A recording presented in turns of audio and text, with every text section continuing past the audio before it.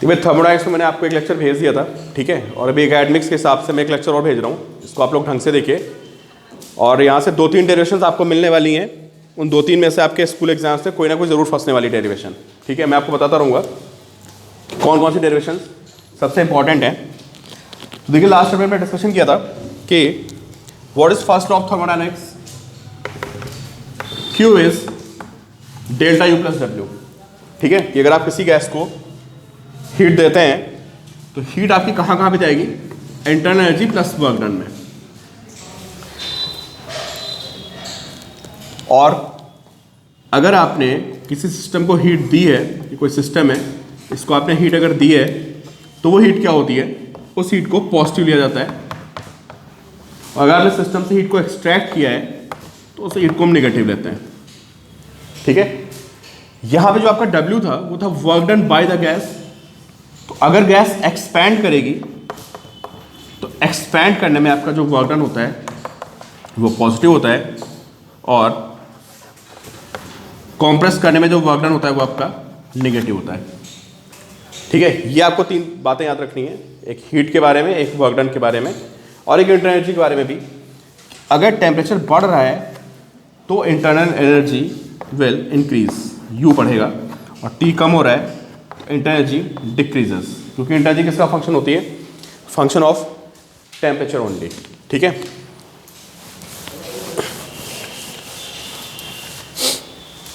अब सबसे पहले इसमें पॉइंट आता है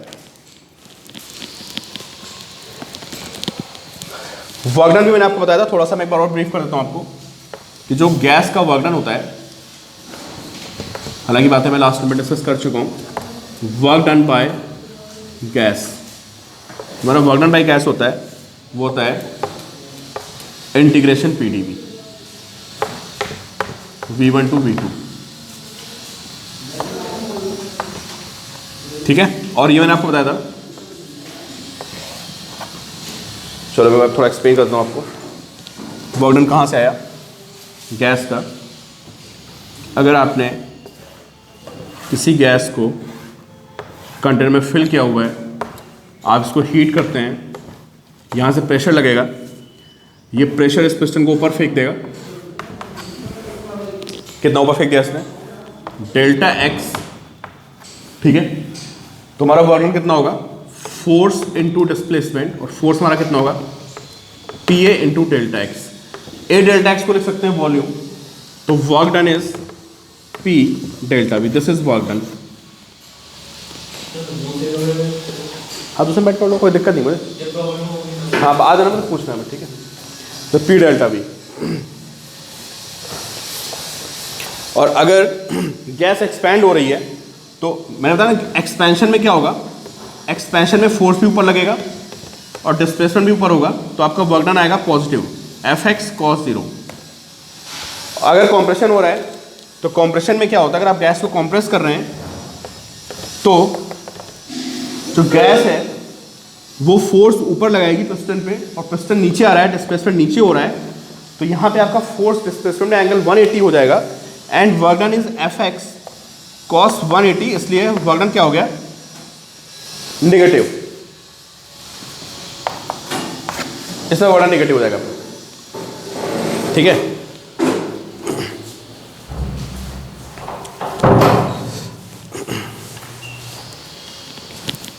फिर मैंने आपको पॉइंट बताया था, इस पे क्वेश्चन बनता है अगला आपका कि how to find work done, how to find work done in PV graph. तो आपको बताया था कि अगर आपका कोई PV ग्राफ होता है ना, ऐसे ऐसे ऐसे ऐसे कोई आपने ग्राफ बना दिया ऐसे, ठीक है, ये P है और ये P है, A B C D, ये कोई प्रोसेस हो गई, ठीक है। ऐसे क्वेश्चन आपको मिलेंगे, आपसे बोलेगा इस प्रोसेस में आपको टोटल वर्क डन निकालना है, ठीक है। तो जो टोटल वर्क डन होता है वो एरिया से निकलता है, ठीक है। जैसे ऐसे समझिए आप, अगर ये PV का ग्राफ बना हुआ है और मैं एक लाइन ऐसे बना दूं और मैं इसके वॉल्यूम को V1 से V2 चेंज कर दूं, तो जो ये एरिया आएगा, this is equal to the work done. ऐसे आपको क्वेश्चंस मिलेंगे कि वहाँ पे कोई फिगर बनी होगी और आपसे कहेगा भाई इसका वर्क डन निकालिए, ठीक है। और अगर ये वॉल्यूम बढ़ रहा है दिस, तो work done will B positive, और अगर वॉल्यूम कम हो रहा है तो work done will be negative, ठीक है। अब देखिए, जैसे मुझसे कोई कहता है कि भाई ऐसा है, ये P है, ये V है, और मुझे इसमें वर्क डन निकालना है। कोई प्रोसेस है, कोई गैस जो है वो A से B, फिर B से C और C से D जा रही है, ठीक है। A से B, B से C, C से D और D से A। इसे मुझे वर्क डन निकालना है।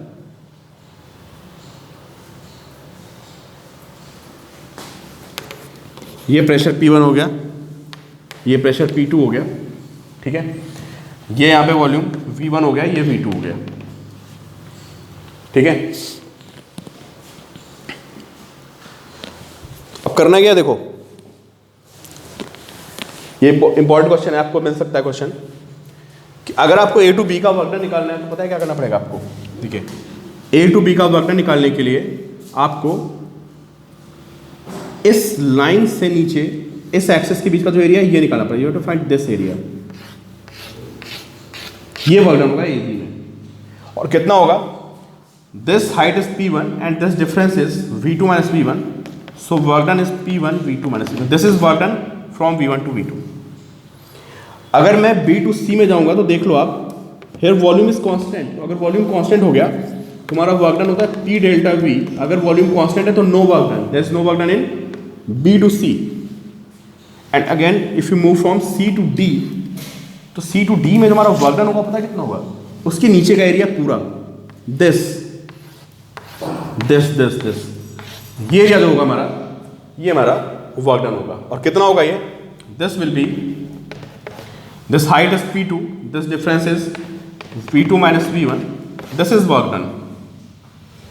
और क्या ये वर्क डन पॉजिटिव होगा नेगेटिव होगा, this work done is negative as volume is decreasing, तो this work done is negative and this work done is positive as volume is increasing. And what about D2A, again D2A there is no change in volume, so D2A में work नहीं होगा, तो आप इसको add कर दोगे। ये कहानी हो गई। दूसरी बात मैं आपको ये बता दूं कि ये हमारी प्रोसेस इज साइक्लिक, ठीक है। तो कहानी ये होती है कि अगर आपकी प्रोसेस साइक्लिक है ना, मतलब आप ऐसे घूम के ऐसे आ गए, ठीक है, तो आप इसको एक ऐसे लाइन खींच के दो पार्ट्स में डिवाइड कर लिया करिए। ऐसे ये कोई गैस है, पहले यहाँ से यहाँ गए आप, तो जो इसके नीचे का एरिया आएगा वो वर्क डन देगा आपको, और ये वर्क डन पॉजिटिव आएगा क्योंकि गैस एक्सपैंड कर रही है from A to B।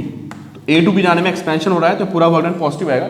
And from B to A, अगर आप B to A आएंगे तो आप देख सकते हो कि इसके जो बिलो का एरिया है, ये वाला एरिया ये आएगा।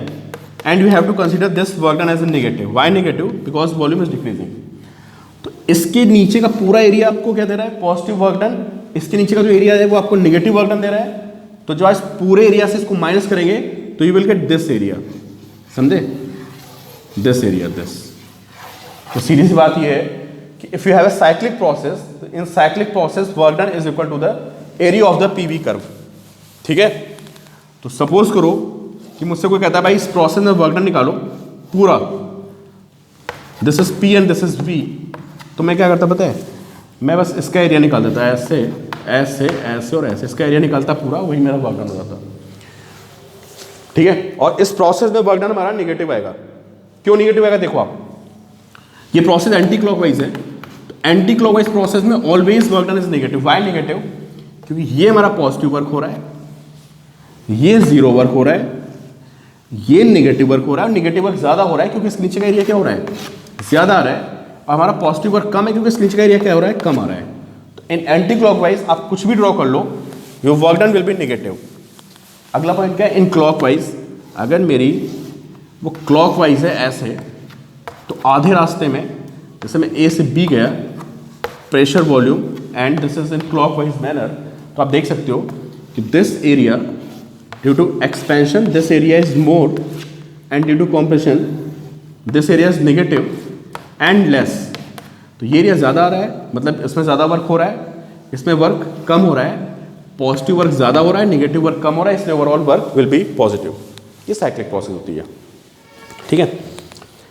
अब साइक्लिक प्रोसेस की एक बात और खास होती है, साइक्लिक प्रोसेस में एक और खास बात होती है, और वो बात ये होती है कि साइक्लिक प्रोसेस में डेल्टा यू जीरो होता है। In cyclic process delta U is zero, there is no change in energy, क्योंकि आप घूम के वहीं पे आ जाते हो, पता है, आप यहाँ से चले घूम के यहीं पे आ गए तो डेल्टा यू इज जीरो। पूछ लेते आपसे, तो भाई अगर डेल्टा यू जीरो हो गया तो क्यू कितना होता है बताइए, Q is delta U plus W. अगर आपका डेल्टा यू जीरो है तो Q is equal to W, ठीक है। तो जो भी हम लोग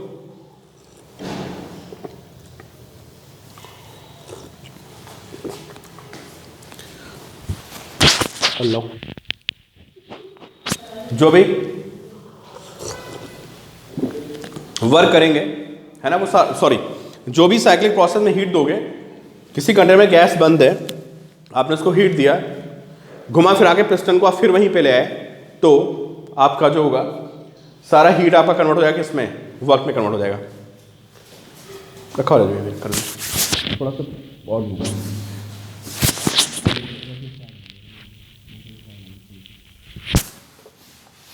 तो क्यों इस क्यों, ठीक है।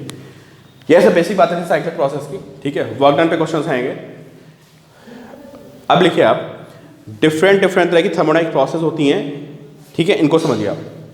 थोड़ा स्पीड में डिस्कशन होगा, तो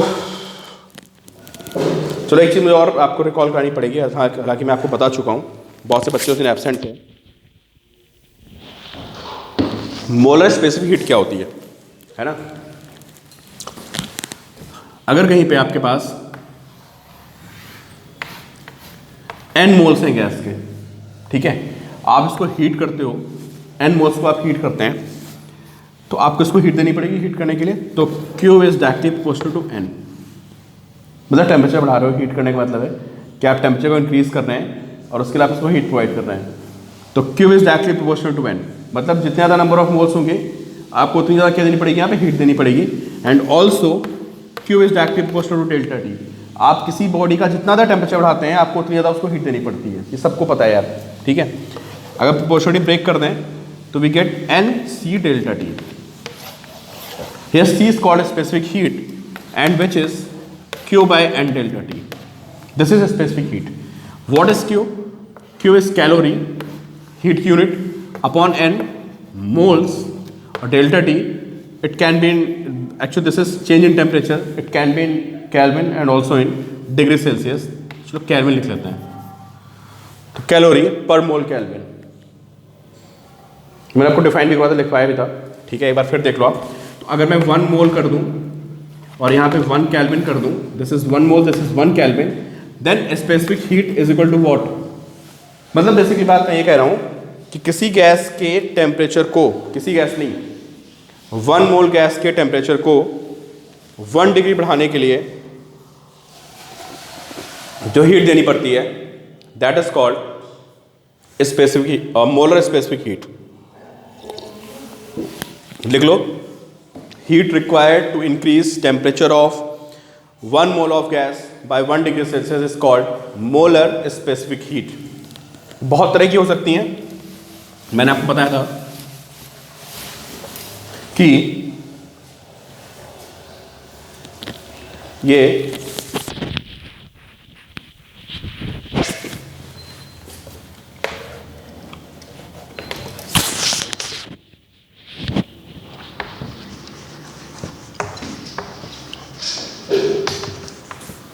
constant pressure and constant volume, ठीक है। कोई गैस भरी हुई है, इसका पिस्टन फिक्स्ड है, इसको मैंने हीट कर दिया। कोई गैस भरी हुई है, इसका पिस्टन मूवेबल है, इसका पिस्टन मूवेबल है, मैंने इसको हीट दे दी, ठीक है। अभी होता क्या पता है, जो फिक्स्ड है उसको जब आप हीट देंगे तो क्यू हमारा क्या होता है, क्यू होता है डेल्टा यू प्लस डब्ल्यू। तो अगर पिस्टन फिक्स है ना तो गैस वर्क नहीं करेगी, क्योंकि पिस्टन मूव नहीं करेगा तो आपका वर्क में नहीं जाएगा, ठीक है। तो आप जितनी भी हीट, मतलब जितनी भी आप उसको हीट देंगे सारी की सारी क्या जाएगी, टेम्परेचर को बढ़ाने में जाएगी, समझे। तो यहां पे आपका वर्क डन 0 हो जाएगा, सिर्फ टेम्परेचर बढ़ेगा, ठीक है। तो ये कम हीट को एब्जॉर्ब करेगा। तो ऐसा बोलते हैं कि कांस्टेंट वॉल्यूम पे सारी हीट टेम्परेचर को बढ़ाने में जा रही है। डेल्टा यू मतलब चेंज इन इंटरनल एनर्जी, जिसका मतलब है चेंज इन टेम्परेचर, ठीक है। Work done 0।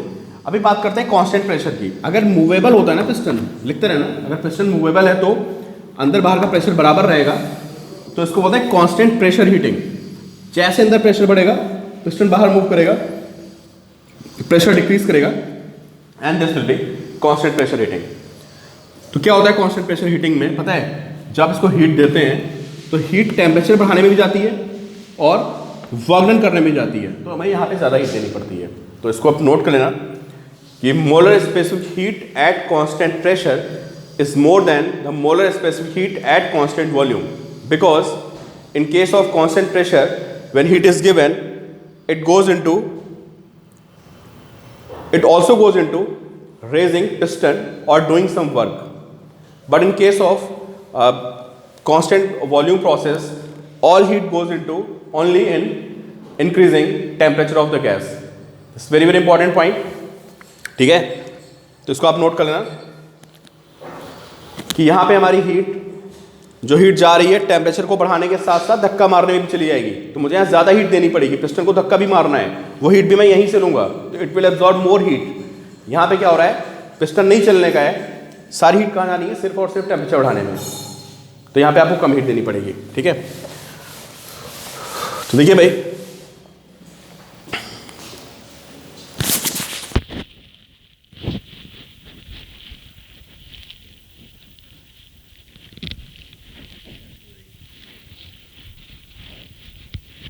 समझे। अब देखो क्या होता है यहाँ पे, एक बार फिर से देखते हैं। तुम्हारा C कितना आया था, Q by n delta T आया था, एक Q हमारा आया था एन सी डेल्टा टी। अब देखो, अब इन फॉर्मुलों से आपका पीछा नहीं छूटने वाला पूरी थर्मोडायनेमिक्स में, ठीक है। ये फॉर्मूला क्या बता रहा है, heat required to increase temperature of n moles of the gas by delta T degree Celsius. Heat required to increase temperature of n moles of gas by delta T degree Celsius, ठीक है। अगर ये process constant volume पे हो रही है तो you will write N C V delta T, वह C V is molar specific heat at constant pressure. लिख लीजिए आप, molar specific heat at constant pressure बोल दिया मैंने, molar specific heat at constant volume. And अगर आप गैस को, मतलब ये समझ गए ना, अगर आप पिस्टन को बंद करके आप हीट कर रहे हो, पिस्टन नॉट मूवेबल है तो आपको इतनी हीट देनी पड़ेगी, और अगर पिस्टन मूव कर रहा है इन दैट केस आपको हीट देनी पड़ेगी n C p delta T, where Cp is molar specific heat at constant pressure and Cp is greater than Cv, ठीक है। ये सब आपको कहानी आनी चाहिए थी, जितना मैंने आपको बताया है। अब आप देखिए भाई, सबसे पहले बात आती है हमारी, ठीक है, Cp minus Cv is R, है ना। अगर ये क्वेश्चन 1 मार्क्स में 1 या 2 नंबर में पूछता आपसे कि why Cp is greater than Cv, तो अब वही कहानी समझा दोगे कि हमारी हीट वर्क डन में भी जाती है और हीटिंग में भी जाती है, इसलिए Cp Cv से बड़ा होता है, और Cv में केवल हमारी हीट किस में जाती है, सिर्फ और सिर्फ हीटिंग में जाती है ना, इसलिए वो हीट कम होती है। 1 या 2 नंबर में ऐसी कहानी लिख दोगे, डायग्राम बना दोगे। फिर क्वेश्चन 3 या 4 मार्क्स में आता है कि why Cp is greater than Cv, या बोलता है प्रूफ दैट कि Cp minus Cv is R, तो ये आपका इसको बोलते हैं मेयर्स फॉर्मूला, ठीक है। This is Mayer's formula, and you can expect this question in your school exams. Very very important. आने की पॉसिबिलिटी अगर मैं बताऊं तो you have 50% probability कि क्वेश्चन आपको मिलेगा, ठीक है। तो देखो क्या होता है, समझते हैं। तो आपको थीम तो पता ही है, ठीक है, कि जो हमारा इंटरनल वो होता है, हीट दो जगह बढ़ती है, उस कॉन्सेप्ट को यहाँ पे यूज़ करेंगे। उसके अलावा एक बात आपको और ध्यान रखनी है कि जो इंटरनल एनर्जी होती है, मैं आपको पहले भी बोल रहा था लास्ट क्लास में, अभी फिर बोल रहा हूँ, इसको बिल्कुल नोट कर लो कि internal energy depends only on the temperature of the gas. कैसी भी प्रोसेस हो, थोड़ा बहुत आपको नाम पता होगा, आइसोकोरिक, आइसोबारिक, एडियाबैटिक, आइसोथर्मल, 10 तरह की प्रोसेस होती हैं और भी बहुत तरह की प्रोसेस होती हैं, है ना। ये हमारे सिलेबस में 4 प्रोसेस हैं। कैसी भी प्रोसेस हो एक्सेप्ट आइसोथर्मल, उसमें टेम्परेचर चेंज नहीं होता है, ठीक है। कहीं भी टेम्परेचर चेंज हो रहा है, कैसी भी प्रोसेस हो, internal energy change will always be same, that can not be different, because ये सिर्फ और सिर्फ किसका फंक्शन होता है, टेम्परेचर का। ये बात आप ध्यान रखना। अब देखो मुझे प्रूव करना है CP माइनस CV जार, तो मैं एक पिस्टन बनाऊंगा फिक्स्ड और मैं नीचे से ऐसे बर्नर दिखाऊंगा, मैं इसको हीट कर रहा हूँ। इसके पड़ोस में मैं एक और डायग्राम बनाऊंगा, इस पिस्टन को मैं दिखाऊंगा मूवेबल, ठीक है। इसको मैं यहाँ से हीट कर रहा हूँ और बराबर हीट करूँगा, बराबर गैस थी, both have n moles, this is constant volume heating, सब लिखते रहिए आप कॉपी में, this is constant volume heating and because this is movable so this is constant pressure heating. मैं आपको फिर बोल रहा हूँ कि जब आपका पिस्टन मूवेबल होता है तो अंदर का प्रेशर बाहर का प्रेशर बराबर रहता है, तो this is called constant pressure heating, okay. This is constant volume heating. अब आप बात समझो, मैंने दोनों का टेम्परेचर डेल्टा टी बढ़ाना है और फाइनली मैं उनकी स्पेसिफिक हीट को सेम करूंगा। तो मैं बोल रहा हूँ, उसको ध्यान सुनो, मैं क्या करने वाला हूँ, नोट डाउन करिए आप, कि मैं इसमें दोनों का टेम्परेचर सेम बढ़ाऊंगा और मैं दोनों की दोनों की इंटर एनर्जी को क्या करूंगा, मैं इक्वेट कर दूंगा using first law of thermodynamics, और मुझे प्रूफ हो जाएगा CP माइनस CV जार, ठीक है। तो चलो भाई कांस्टेंट वॉल्यूम पे हीट करते हैं और मैंने इसका टेम्परेचर बढ़ा दिया डेल्टा टी। तो लिखिए आप, if temperature of the gas is increase by delta T then heat required is equal to NCV delta T. कहानी लिखते रहना, ठीक है। And according to first law of thermodynamics Q is delta U plus W as piston is fixed, कहानी लिखते रहना आप, no change in volume, school exam में आपको लिखना पड़ेगा सारा, no change in volume and because no change in volume so P delta B is 0, volume change नहीं हो रहा है तो वर्क डन इज 0। यहाँ W को 0 पुट करते हैं तो वी हैव डेल्टा U। अब आप सबको पता है कि कांस्टेंट वॉल्यूम पे जो Q होता है, मतलब किसी गैस के n मोल्स को आप हीट कर रहे हैं, that will be NCV delta T.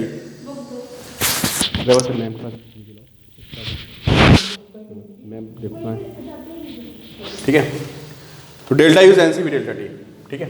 अब यहाँ पे आते हैं किसमें, इसमें आते हैं, दिस इज इक्वेशन 1। अभी इसको मैं हीट कर रहा हूँ कांस्टेंट प्रेशर पे, ठीक है। तो अगर फिर आपको ये कहानी लिखनी है, eight constant pressure heat required to increase temperature of n moles of gas by delta T is NCP delta T, and as this process is constant pressure process, तो यहाँ पे पिस्टन ऊपर जाएगा, वर्क करना पड़ेगा, and that work done is equal to P delta V। PV को हम NRT भी लिख सकते हैं, PV को also we can write NRT, so this will be NR delta T, this is work done, this is work done।